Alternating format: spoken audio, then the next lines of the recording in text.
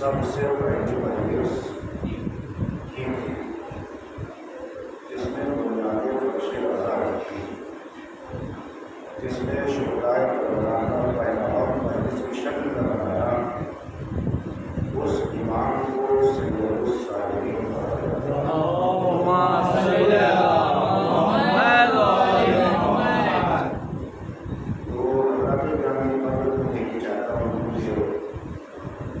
کسی معصوم کی شہادت یا کسی معصوم کی ولادت ہوئی ہے تو مدارسوں کا اور معاملوں کا یہ طریقہ رہا کہ اسی معصوم کے حوالے سے گفتگو کی جائے تاکہ اپنی قوم کے بنیادوں اور رجوع کر اسی امام کا پیغام پہنچ سکے۔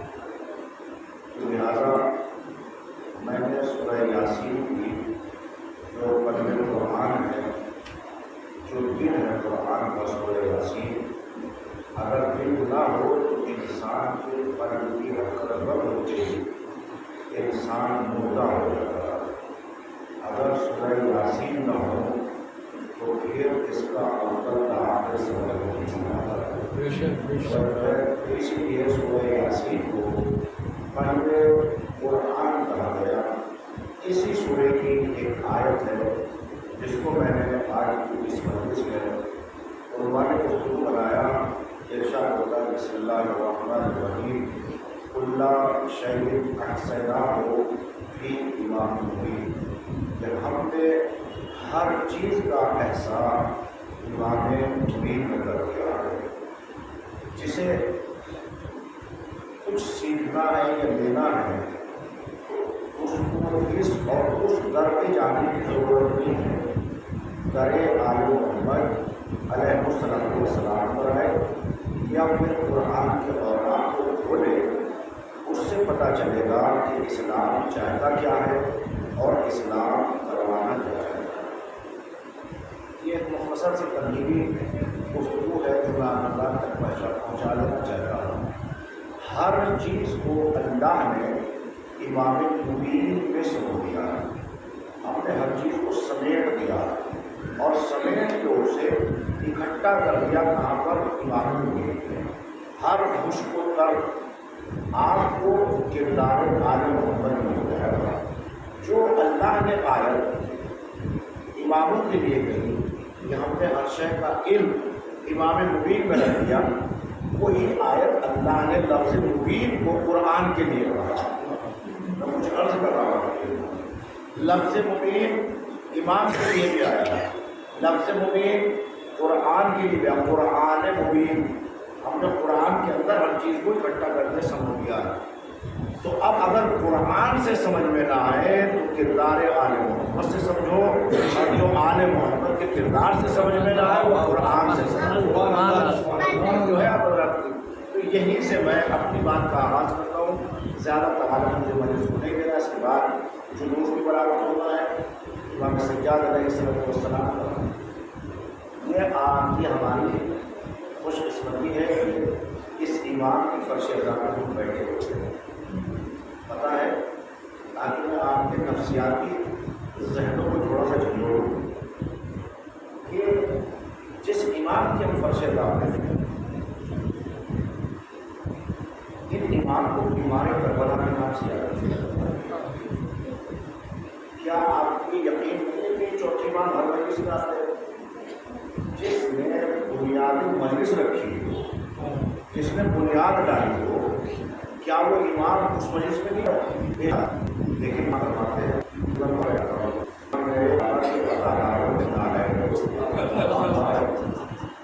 خدا کی قسم کیا فکرہ ہے آج اسی امام کی مجلس ہے، اور مجھے یقین ہے کہ اس بات کو پڑھنے کے لیے جا رہا ہوں، شاید میں تو پہلی بار پڑھ رہا ہوں، میں تو مطالعہ کر رہا تھا، لے رہا ہوں کہ یہ روایت میرے سامنے آئی اور اس کو میں آپ حضرات کی خدمت میں رکھنا چاہتا ہوں۔ میرے ذہن میں یہ بات نہیں ہوتی کوئی اچھی چیز بھی تو بڑی مجلس میں پڑھی جائے گی۔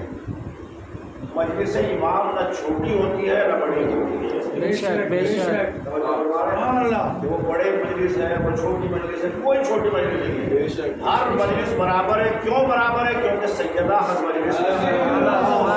نماز پڑھ لیں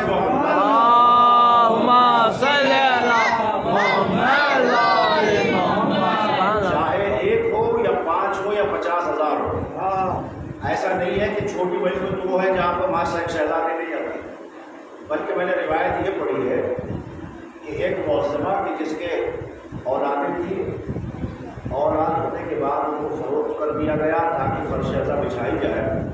جب فرش ازا کے محبت میں اولاد کو بیچ دیا گیا تو بیچنے کے بعد محرم کا چاند نمودار ہوا، محرم کا چاند نمودار ہوا تو ماں گھر میں اکیلی تھی، تو پریشان تھی کہ میں چاند نمودار ہو گیا لیکن میں ازا کیسے بچھاؤں، فرش ازا کیسے بچھاؤں، شہزادی میرے گھر میں آتی ہے، آخر یہ معاملہ کیسے ہوگا؟ تو ایک نقاب پوش بیوی آتی ہے اور آنے کے بعد کہتی ہے بیوی آپ اکیلی نہیں ہیں، میں آپ کا ساتھ دینے کے لیے آتا ہوں۔ فرماتی ہے شہزادی کہ بیوی آپ اکیلی نہیں ہیں، میں آپ کا ساتھ دینے کے لیے آ گئی ہوں۔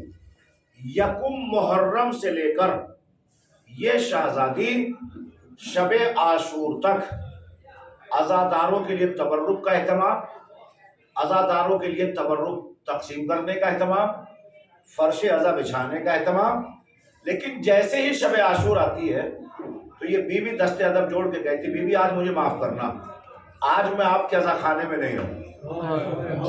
کیا فکرہ ہے خدا کی قسم۔ کہا بیوی آج مجھے معاف کرنا، میں آپ کے عزا خانے میں نہیں رہوں گی۔ پوچھا کیوں؟ کل تو شہادت کا دن ہے، یہ 9 دن اہتمام کیا جاتا ہے 10ویں دن کے لیے، آج ہی آپ رخصت ہونا چاہتی ہیں، معاملہ کیا ہے؟ کہا مجھے آج ہر عزا خانے میں، ہر عزا خانے میں ہر عزادار کی آنکھوں سے آنسوؤں کو لے اللہ اکبر۔ بی بی نے پوچھا کہ آخر مجھے آپ بتائیں گی کہ آپ ہیں کون؟ کہا تو نے اب تک نہیں پہچانا، وہی تو حسین کی ماں فاطمہ۔ یہ ہے مرتبہ اس فرش عزا کا۔ مجلسوں کو سڑکوں پہ کھڑے ہو کے مت سنا، مجلس کے وقت روڈوں پہ رہنا چھوڑ دو، کم از کم جب مجلس ہوتی ہے تو اتنا احتیاط رکھیں کہ ہمارے آنے میں دیر ہوتی ہے، جنت البقیع سے فاطمہ کے آنے میں دیر نہیں۔ کم از کم یہ تو سوچا کرو کہ ہمیں تھوڑی دیر کے لیے صحبت جناب سیدہ مل جائے گی، بیوی کے پہلو میں بیٹھ جائیں گے تو گناہ معاف ہو جائیں گے۔ لیکن آج ہمارے نوجوانوں کے یہاں ایک رسم، ایک رواج، ایک ماحول سا بن گیا ہے، فون پہ بات ہو رہی ہے، کیا ہو رہا ہے مجلس میں کہ ابھی سلام ہے، پہلا مرثیہ ہے، دوسرا مرثیہ ہے، ابھی مول صاحب منبر پہ بیٹھے ہیں، خطبہ ہوا ہے، ابھی تو شروع کیا ہے، ارے جائیں گے جب مصائب میں پہنچیں گے۔ میرے عزیزوں، جب روز محشر سیدہ آئے گی تو آپ سے یہی سوال کریں گی کہ تم نے میرے بیٹے کے آنے میں، مجلس میں آنے میں دیر کی تو تمہاری شفاعت میں بھی اتنی ہی تاخیر کی جائے۔ ایک سلامات پڑھ لیں، اللہم صل علی محمد و آل محمد۔ توجہ فرما رہے ہیں؟ خدا کی قسم 2-3 شہادتیں دیکھیں، ہر شہادت اپنی جگہ موضوع ہے، لیکن 2-3 شہادتیں جب میں پڑھتا ہوں تو میری عجیب سی کیفیت رہتی ہے۔ ایک 21 رمضان کو امیر المومنین اور ایک 25 محرم اور ایک شہزادی جناب سکینہ بنت الحسین اور جناب زینب کبریٰ. جب یہ میں شہادتیں پڑھتا ہوں تو میری کیفیت بڑی عجیب سی ہوتی ہے اور بڑے دل کے ساتھ پڑھتا تو میں ہر مجلس دل سے ہوں، لیکن ان میں عجیب کیفیت میری رہتی ہے. تو آج یہ میرے اور آپ کے چوتھے امام کی مجلس ہے.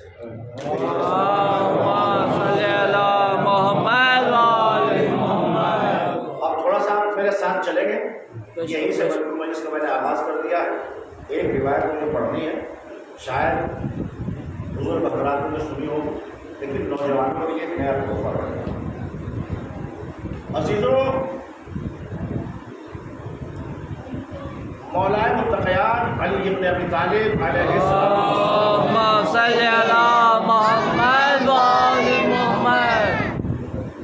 مدینہ منورہ میں تھے نا، لیکن جب آپ کو ظاہری حکومت ملی تو ظاہری حکومت میں امیر المومنین نے اپنی حکومت کا پائیدخت کہاں بنایا؟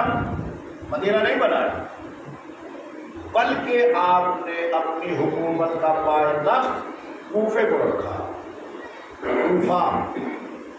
کوفہ کوئی معمولی بستی نہیں ہے.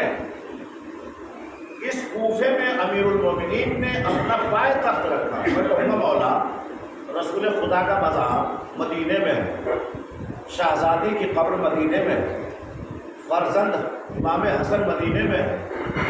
مدینے میں اتنی قربانیاں آپ کے خاندان میں تھی، آپ یہاں مدینے کو چھوڑ کے کوفہ کیوں جا رہے ہیں؟ تو امیر المومنین فرماتے ہیں کہ دشمنوں کے درمیان رہ کر جتنا اچھا کام ہوتا ہے اتنا اپنے وطن میں رہ کے اتنا کام اچھا نہیں. یہ مسئلہ ہے کہ امام میرے ساتھ رہے، تھوڑا توجہ رکھیے گا. مجمع کی میں فکر نہیں کرتا، مجھے تو پڑھنا ہے جو پڑھنا ہے. اب مولا متقیان علیہ السلام نے مدینے کو چھوڑا، یعنی 25 سال امیر المومنین خاموش رہے. آپ ہے مثال کے طور پر، میں مثال دے دوں. ایک انسان ہے بزرگ ہمارے کوئی، جس کی پوری زندگی عزت رہی ہو، السلام علیکم، کیسے حضور، فلاں حضور، یہ حضور، وہ حضور، لیکن ایک وقت وہ آ جائے کہ بظاہر لوگ عہدے سے اتر جائے. جیسے حکومت پہ ایک کوئی جج ہوتا ہے، تو جب وہ کرسی پہ رہتا ہے جب اس کی عزت الگ ہوتی ہے، جب ریٹائر ہو جاتا ہے تو پھر اسے کوئی پوچھنے والا نہیں ہوتا. اس سے بھی بری کیفیت تھی مولا متقیان کی. یعنی وہ جملہ تو مصائب میں سنتے ہیں نا. شہزادی نے پوچھا کہ اے ابو الحسن، میں نے سنا ہے کوئی آپ کو سلام نہیں کرتا. کیا جملہ ہے بیوی کا، کیا فکروں کو جھنجھوڑا جا رہا ہے. امیر المومنین کیا فرماتے ہیں کہ حد تو یہ ہو گئی بنت رسول، کوئی مجھے سلام نہیں کرتا، میرے سلام کا جواب نہیں دیتا. اب یہ سمجھ سکتے ہیں آپ کہ کیا کیفیت، کیا حالات انسان کے دل کو گزرے. 25 سال بالکل گھر نشین رہ کر امام نے زندگی گزاری. ایک ہفتہ نہیں گزرتا میرے بھائی. اگر گھر والے بھی بات نہ کریں، محلے والے بات نہ کریں، نکلنے والے بات نہ کریں، کیا کیفیت ہوتی؟ مر جاتا ہے انسان زندگی. لیکن صبر امیر المومنین کو دیکھیں کہ 25 سال صبر کر کے دنیا کو بتایا تمہارا کردار اور ہے، علی کا کردار.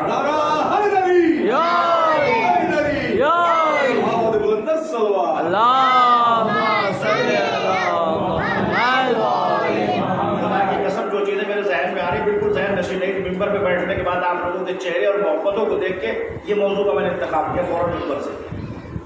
جیسے ہی مولا متقیان نے کوفے کو اپنا دارالحکومہ بنایا، ایک معظمہ ہے مولا متقیان کے زمانے، نام سنیں گے. اس بیوی کا نام ہے حبابہ. کیا نام ہے؟ حبابہ. آپ اسے ایک سوال اور کرتا ہوں میں، پتا ہے کہ اس بیوی نے کتنے اماموں کو دیکھا ہے؟ اللہ اکبر. کچھ عورتیں ہیں کہ جنہوں نے 5 معصوم دیکھے، لیکن جب میں حبابہ کی تاریخ پڑھ رہا تھا تو مجھے روایت نے بتایا کہ پہلے امام سے لے کر اس نے 8ویں امام کا زمانہ دیکھا، 8 اماموں کا دور دیکھا. جب مولا متقیان علی ابن ابی طالب علیہ السلام کے پاس گئی، کوفہ جہاں دارالحکومت تھا مولانا متقیان کا، پہنچتی ہے کون؟ حبابہ کوفے میں۔ اور کوفہ پہنچنے کے بعد ایک مرتبہ کیا دیکھا کہ بازار ہے، کچھ دکانوں کو امیر المومنین نے سیل لگا دی، کیونکہ علی کا دور وہ حق کا دور تھا کہ علی کے ہوتے ہوئے بازار میں کوئی حرام چیز فروخت نہیں ہوگی، اللہ ہو پر حرام چیز فروخت نہیں ہوگی۔ وہ تھی مچھلی بغیر چھلکے والی، کہا میرے ہوتے ہوئے یہ حرام مچھلی کوفے کی دکان سے نہیں بکے گی۔ توجہ فرمائیے گا، کسی حبابہ نے سوال کر لیا کہ مولا ایسی کیا بات ہے کہ یہ مچھلی حرام ہے؟ کہا اس نے میری ولایت کا اقرار نہیں کیا تھا، میری ولایت کا اقرار نہیں کیا تھا، دریا میں رہنے والی ہر شے میری ولایت کا اقرار کر رہی تھی۔ کہا جس نے انکار کیا قدرت نے اس کو حرام قرار دے دیا۔ دوسری روایت یہ ملتی ہے، سنیے گا، برا لگے تو لگے، حق ہے ممبر سے بیان کیے بغیر رہوں گا نہیں۔ حبابہ کو دوسرا جواب دیا، کہا یہ ایک قوم تھی، کچھ لوگ تھے۔ کہا کون تھے؟ کہا وہ لوگ تھے کہ جن کے اوپر اسلام کا قانون لاگو ہوا۔ کیا قانون لاگو ہوا؟ کہ داڑھی رکھنا واجب ہے، منڈانا حرام ہے۔ جب یہ عمل پہ عمل کرتے رہے، داڑھی منڈاتے رہے، ان کو مس کر کے مچھلی بنا دیا گیا۔ ہائے ہائے، بولے نہیں نا آپ حضرات، کیونکہ مطلب کی بات نہیں تھی۔ ایک سلامات پڑھ لے، اللہم صلی علی محمد و آل محمد۔ اسی لیے میں کہہ رہا تھا کہ جو محمد و آل محمد۔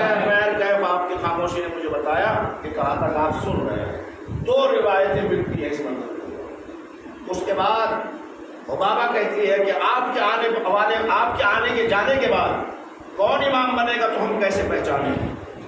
تو عقیق سے بڑا ذرا پتھر تھا، امیر المومنین نے اپنی انگوٹھی کا نشان اس پتھر پہ لگایا کہ جس کی انگوٹھی کا نشان اس پتھر پہ آ جائے گا اس کے بارے میں سوچنے کی ضرورت نہیں ہے، وہ حق کا امام بنتا چلا جائے گا، حق کا امام بنتا چلا جائے گا۔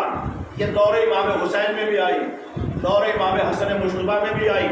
جب یہ دو اماموں کا دور گزر چکا تو پھر جس کی شہادت کی آج مجلس ہے، میرے چوتھے امام علیہ السلام کے دور میں آئی کہ اب حسین کے بعد بعد کربلا اگر کوئی امام بننے والا ہے تو اس کا نام ہے زین العابدین۔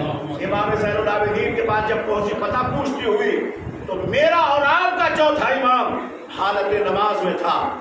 اللہ اکبر، سید الساجدین کہا گیا ہے، زین العابدین کہا گیا ہے، سجدوں کی زینت سید سجاد، عبادتوں کی زینت سید سجاد۔ سید سجاد کے قریب آتی ہے حبابہ اور آنے کے بعد امام کے مصلی کے بازو میں بیٹھ گئی کہ نماز ختم ہوگی تو اپنا سوال رکھ دوں گی، لیکن یہ میری اور آپ کی نماز نہیں تھی، یہ میرے چوتھے امام کی عبادت تھی، یہ میرے چوتھے امام کی عبادت تھی۔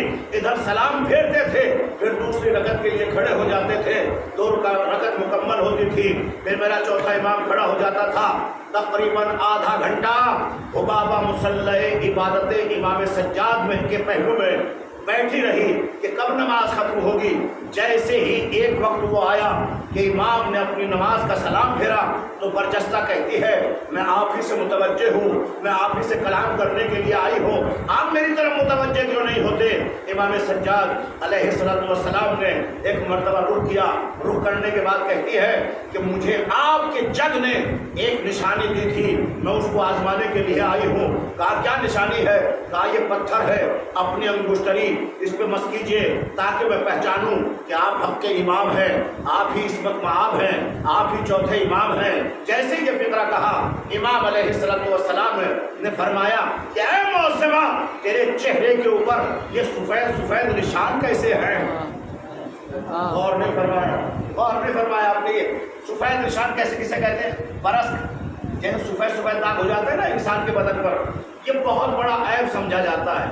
اس برس کے مرض سے نشانوں سے بڑی شرمندہ ہوتی تھی، جب کسی محفل یا بزم میں جاتی تھی کہ پروردگار یہ آخر مجھے کیسا مرض مل گیا؟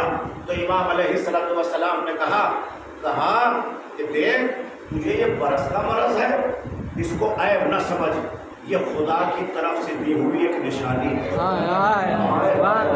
میرے چوتھے امام کا جملہ کتنی مطمئن ہوئی ہوگی، کہا کہ مولا چاہے یہ نشانی ہو یا کچھ ہو، میں یہ چاہتی ہوں کہ مجھے اس نشان سے نجات مل جائے۔ ایک مرتبہ امام نے کہا ذرا دیکھ تو صحیح تیرے بدن پہ وہ نشان ہے یا نہیں ہے؟ ارے کہاں ہے؟ آپ مجھے نہیں معلوم ہے۔ اب جو اس نے ہاتھ دیکھے اٹھا کے تو جیسے میرے اور آپ کے ہاتھ تھے، مل گئی تھی، کہا جیسے شفا میرا دادا دیتا تھا ویسے ہی دوسرا علی بھی شفا۔ صلوات دے دے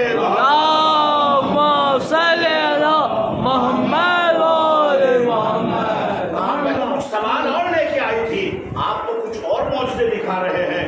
کہا تو یہ یقین کو اضافے کے لیے۔ ایک مرتبہ امام علیہ السلام نے کہا ضعیفہ ہو گئی ہو، بڑھاپا آ گیا ہے؟ کہا ہاں بڑھاپا آ گیا ہے۔ اللہ اکبر۔ کہا دیکھ ذرا اپنے ہاتھوں کو، دیکھ اپنے پیروں کو، دیکھ اپنے چہرے کو۔ تو عزیزوں جب حسن یوسف دیکھ کر زلیخا کو جوانی مل سکتی ہے تو چوتھے امام کو دیکھ کر اس زلیخا کو جوانی کیسے نہیں ملے؟ سلام پڑھ لے محمد۔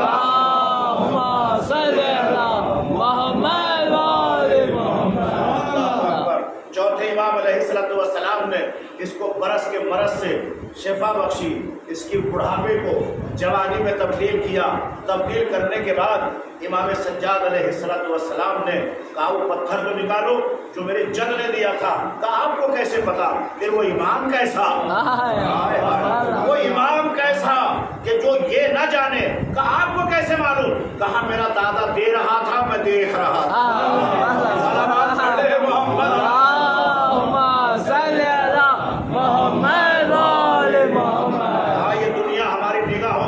بنی ہے، یہ فرش ہماری نگاہوں کے سامنے بچھا ہے، آسمان کا شامیانہ ہماری نگاہوں کے سامنے تنا ہے، اس ستاروں میں روشنی ہماری نگاہوں کے سامنے آئی ہے۔ پر جیسے ہی ایک مرتبہ اس معظمہ کو شفا ملی، جوانی ملی، جوانی ملنے کے بعد ایک مرتبہ یہ کہتی ہے کہ وہ ذرا اپنی انگشتری تو دیجیے۔ اس نے انگشتری کو آگے بڑھا، چوتھے امام علیہ السلام نے اس کے پتھر سے مس کیا۔ اس پہ لکھا ہوا تھا کہ حق کا امام کوئی اور نہیں ہے، وقت کا امام زین العابدین۔ اللہ اکبر۔ ارے جو پتھر میں انگشتری سے نشان کر دے اسے امام کہتے ہیں، اور جو علم کو پتھر میں کاٹ دے اسے علی کہتے ہیں۔ صلوات دے دے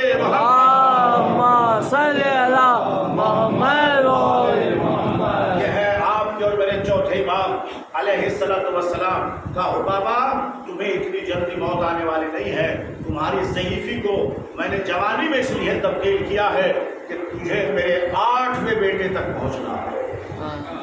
8ویں بیٹے امام رضا علیہ السلام تک جانا ہے۔ میرے عزیزوں یہی وہ حبابہ ہے جس نے دور امیر المومنین دیکھا، دور امام حسن مجتبیٰ دیکھا، دور امام مظلوم کربلا دیکھا، چوتھے امام کا زمانہ دیکھا، امام باقر کا علم دیکھا، جعفر کی صداقت دیکھی، اور قاسم کا حلم و ضبط دیکھا، 8ویں کی رضا اور تسلیم دیکھی۔ وہ ہے حبابہ بی بی۔ جب پوچھتے تھے کہ علی کی زندگی کیسی تھی، علی کے حالات کیسے تھے، تو یہ کہتی ہے کہ صابر بہت دیکھے لیکن علی جیسا صابر نہیں۔ کہا ذرا حبابہ میرے جد کے صبر کی بات تو بتا دے۔ کہا جب 25 سال تک امیر المومنین کو لوگ بات نہیں کرتے تھے، بولنے نہیں دیتے تھے، آپ پتا ہے امیر المومنین نے کیا کیا ہے؟ کہا کہ ایک شہر ہے جس کو علی نے بسایا ہے۔ کہا وہ کون سا شہر ہے؟ کہا مدینے سے تھوڑے سے فاصلے پر ہے۔ اللہ اکبر، نام بھی میں بتا دوں گا آپ کو۔ کہا تھوڑے سے فاصلے پر ہے۔ کہا وہاں پر امیر المومنین نے کیا کیا؟ پتھروں کو کاٹ کاٹ کر، ان کو چھیل چھیل کر لوگوں کے لیے کھیت بنائے۔ کھیت بنانے کے بعد اس میں کھیتی ہونے لگی، مدینے والوں کو اناج ملنے لگا، اور جب اناج لے کے جاتے تھے اور اسے کھاتے تھے تو یہی مدینے والے جو باغی بنے ہوئے تھے کہتے تھے کہ اگر علی نہ ہوتے تو آج ہمیں کھانے کے لیے رزق نہ ملتا۔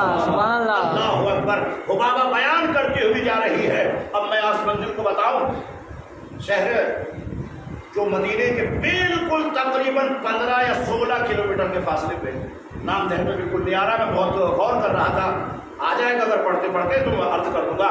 جب اس شہر کو امام علیہ السلام نے بسایا تو اس میں 7 کنویں کھودے تھے۔ کتنے؟ 7 کنووں کو خرید کھودا اور ان سے پانی نکالا۔ جہاں عرب میں پانی نہیں ملتا تھا وہاں امیر المومنین نے لوگوں کے لیے پانی کی سبیل بنائی۔ کون کہہ رہی ہے؟ یہ فرما رہی ہے حبابہ، امام زین العابدین سن رہے ہیں، اب بشارت دیتی ہے۔ کہا وہی شہر کہ جب آپ کربلا سے لٹ کر گئے ہیں تو آپ مدینے کے بعد اسی گھر میں جہاں آپ کے دادا نے بسایا تھا اس میں آپ نے رہنا پسند کیا، اور رہنا پسند کرنے کے بعد ایک مرتبہ اہل مدینہ نے امام سجاد علیہ السلام کو، یہ کب کا واقعہ ہے؟ چوتھے امام علیہ السلام کا، کہ جب مدینے کے اوپر قبضہ کر لیا گیا اور 1000 عورتیں بغیر باپوں کے حامل ہو چکا تھا۔ اب یہ تاریخ کی بڑی سخت گراں روایت ہے اس منزل کے اوپر، تو عورتیں اپنی جان بچانے کے لیے جب مدینے میں پناہ نہیں مل رہی تھی تو جو شہر امیر المومنین نے بسایا تھا، یہ عزت دار عورتیں چوتھے امام کے گھر میں جا کے پناہ لے رہی تھی۔ اللہ اکبر! ایک مرتبہ لوگ تیر و تبر اور تلوار لے کر امام سجاد علیہ السلام کے گھر میں پہنچے۔ اب آپ پوچھیں گے کہ امام سجاد کیا کر رہے تھے؟ تو امام سجاد علیہ السلام بازاروں میں جاتے تھے، میلوں میں جاتے تھے، جہاں کنیز اور غلاموں کو بیچا جاتا تھا، اور بیچنے کے بعد جتنی بھی قیمت ہوتی تھی سب سے زیادہ قیمت دے کر غلاموں کو اور کنیزوں کو خریدتے تھے، اور لانے کے بعد امام ان کو آزاد کر دیا کرتے تھے۔ جب یہ غلام اور کنیز آزاد ہوتے تھے تو ان کے زبان پر ہوتا تھا اللہم صلی علی محمد و آل محمد، کہ اگر یہ نہ ہوتے تو ہم غلامی کی زندگی گزارتے، ہم کبھی آزاد نہ بنتے۔ تو اب میرے عزیزوں، جب امام کی جان کو خطرہ ہوا تو خطرہ ہونے کے بعد جو غلاموں کو اور کنیزوں کو آزاد کیا تھا چوتھے امام نے، انہوں نے کہا ہم اپنے امام کا ساتھ دیں گے۔ اللہ اکبر! دور علی کو یاد کیجئے گا، اب چوتھے امام کا دور آیا۔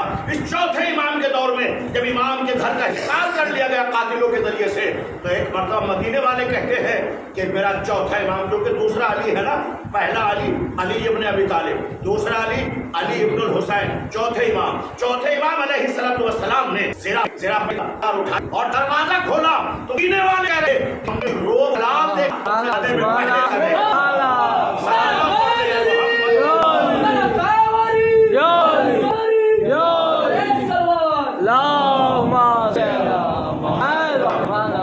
کہتی ہوئی جا رہی ہے، یہ تو دور گزرتا ہے۔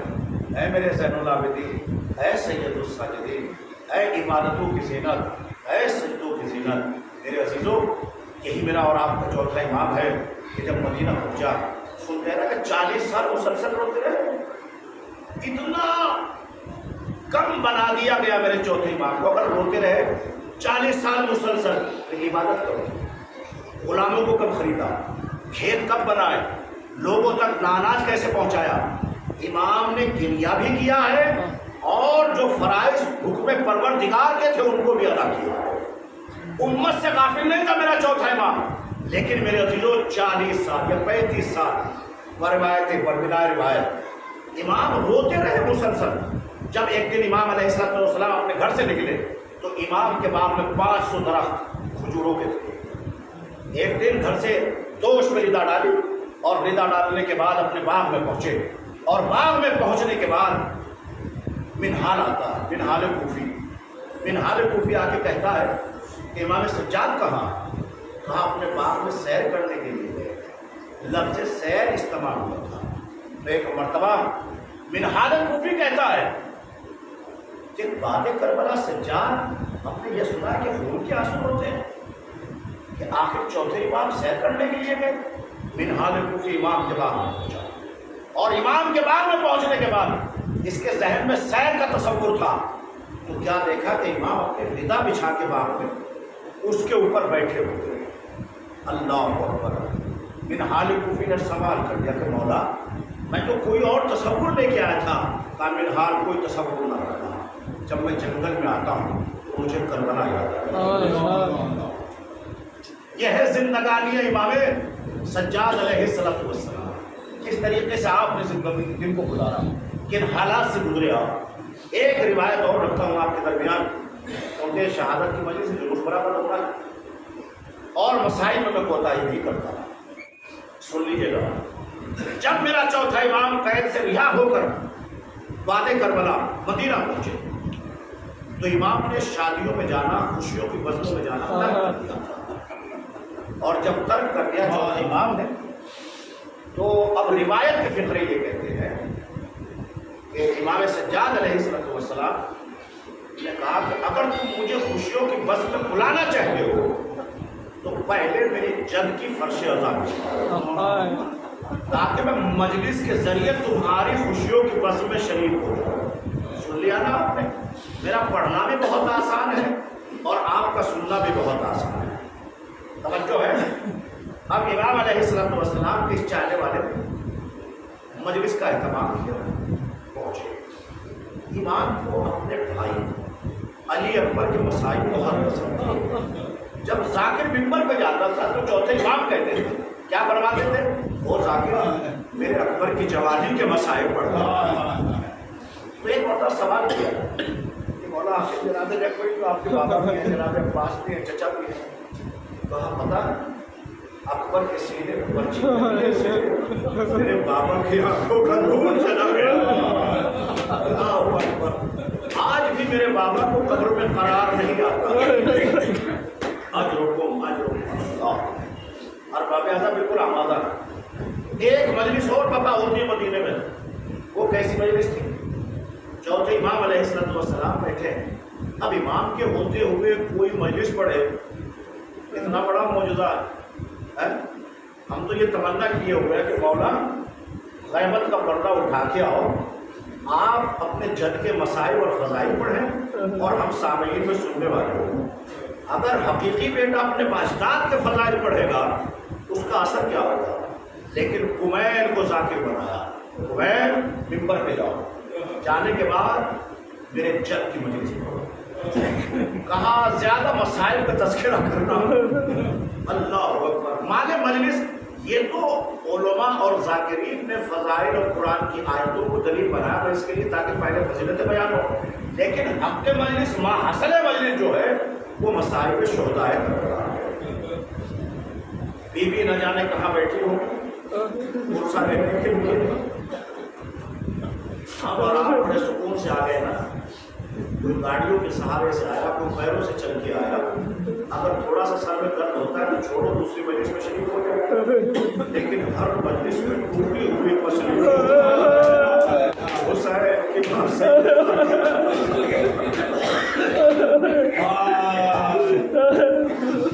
نہ جانے کس کے پیروں میں بیٹھی ہوئی اپنے سجاد کپور سامان کمیل کو بٹھایا ممبر پہ، اور بٹھانے کے بعد کمیل مجلس پڑھتا ہوا جا رہا ہے۔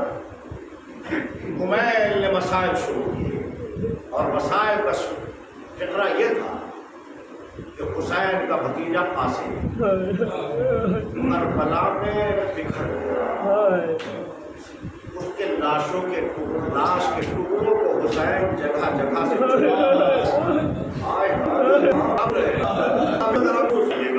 ہم چیخ کے رونے لگے، چیخ مار رونے لگے، اب بلند کی گیا ہے۔ بعد کمیل نے کہا حسین ایک بیٹا تھا جس کا سن 8 برس تھا، اس کے سینے پر لگا برچی کا لگنا، اللہ اور حسین کبھی گرتے کبھی اٹھتے تھے۔ امام سجاد اس طریقے سے تڑپنے لگے، جملہ سنیں گے، طریقے سے کہ مری کی پانی سے مچھلی کو نکال دیا تو ساحل پہ کیسے تڑپتی ہے میرا اچھا امام کیسے تڑپ رہا تھا۔ جزاک اللہ، خدا اللہ آپ کی آواز یہی آپ کے مجلس ہے، یہی آپ کے مجلس ہے جو آپ کر رہے ہیں۔ سنیے گا جملوں کو، اس کے بعد روایت بیان ہوتی ہے کہ اس کے بعد کہا کہ حسین کا ایک چھوٹا سا سپاہی تھا جو پیروں سے چل نہیں سکتا تھا، جو زرہ پہن نہیں سکتا تھا، جو تلوار نہیں اٹھا سکتا تھا، اس بچے کو حسین ہاتھوں پہ لے کے چلے، پانی کے بجائے نے پانی تو نہ دیا، ارے 3 بھال کا دیا۔ جزاک اللہ، جزاک اللہ۔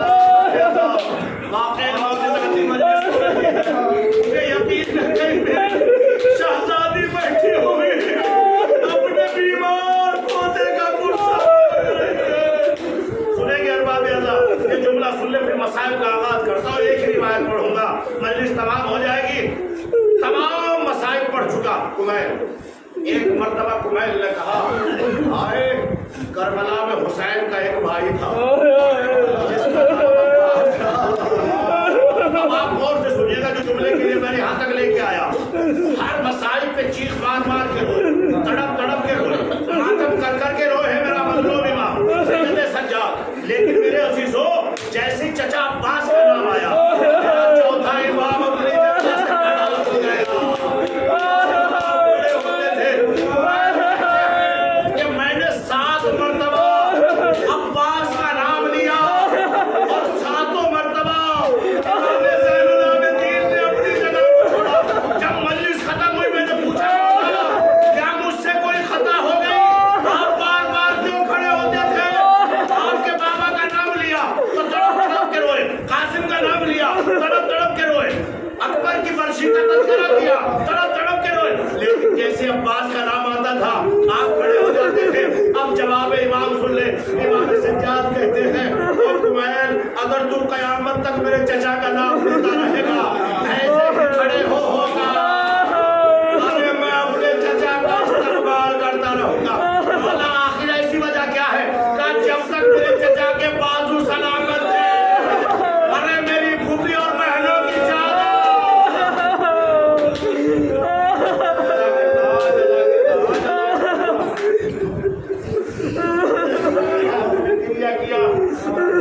आखिरी फिक्रे चौथे इमाम के हवाले से महसूस फरमाइएगा। फुर्सत दे लीजिएगा, अगर बीमार है तो चौथे इमाम को फुर्सत देकर अदब मुबारक से दुआ मांग लेना। अज़हदारो सुनिएगा जुमला, आप मैं बात कई बार पढ़ चुका हूँ, अभी जुमला दोहरा चुका हूँ कि इमाम खून के आंसू रोए। सुनिएगा आप, कब रोए खून के आंसू?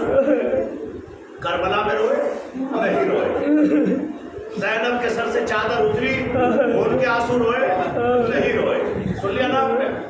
अज़ादारो चचा के बाजू कलम,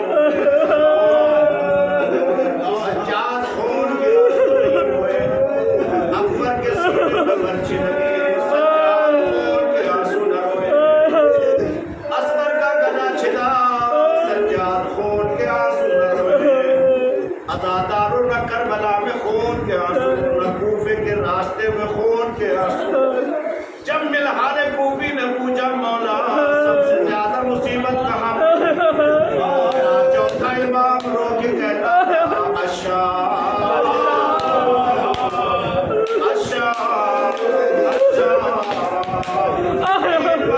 नाम शाम शाम। चौथा इमाम ऐसा था, खुदा करेगा उनकी आवाज़ों पर रहमत नाज़िल होता है। बड़ी क़यामत की मजलिस है। सुन ले आप इस मस्जिद को और मजलिस को तमाम करता हूँ। रावी बयान करता है कि एक मर्तबा मेरे चौथे इमाम अलैहिस्सलातु वस्सलाम जब 11 मुहर्रम को ये काफिला अस्सी होके करबला से चला और चलने के बाद अरबाब अज़ा ये कूफे से होता हुआ शाम, तो शाम जाने के बाद रावी बयान करता है, कहता है कि इस काफिले को रुका दिया गया, खड़ा कर दिया गया।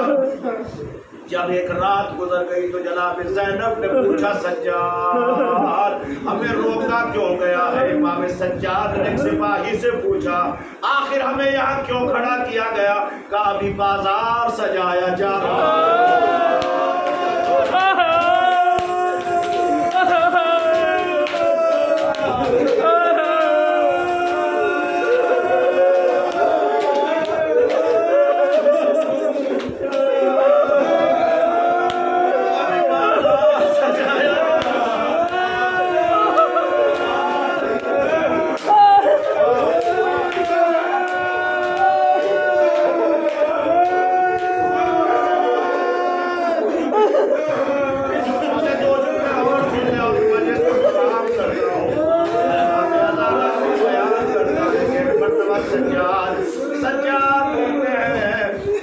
अम्मा ये कह रहा है कि बाजार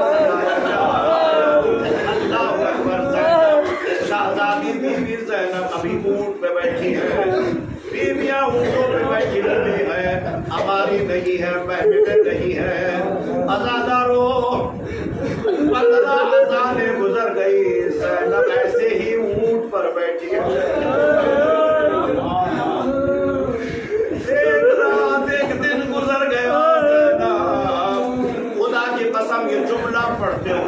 موت آ جائے تو میں شہادت سنوں گا. سنے جملہ اور رات کو بستر پہ لیٹ کر رونا جاؤں گا. کب خون کے آنسو رویا میرا چوتھا امام ارباب ازا. جب 15 اذانیں گزر گئی تو زینب نے پوچھا سجاد تیری پھوپھی بے مقنا ہو چادر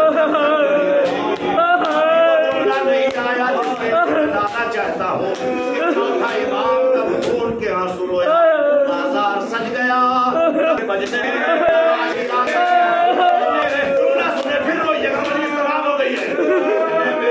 سپاہی سجاد کے قریب آیا اور آ کے امام کو ایک پرچہ دیا.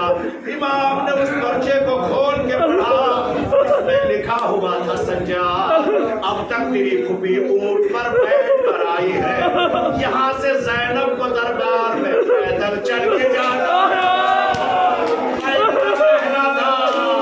سجاد کی آنکھ میں آنسو آیا. زینب نے